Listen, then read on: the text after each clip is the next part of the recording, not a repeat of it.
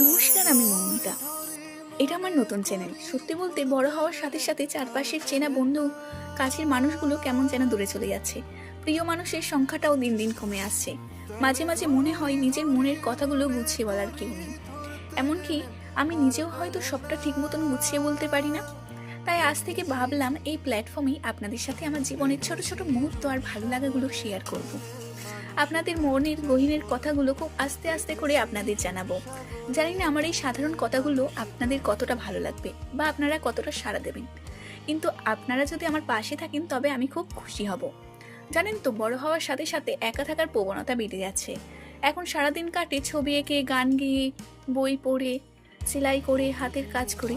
কাউকে যে মনের কথা খুলে বলবো সেই ইচ্ছাটুকুও যেন হারিয়ে যাচ্ছিল।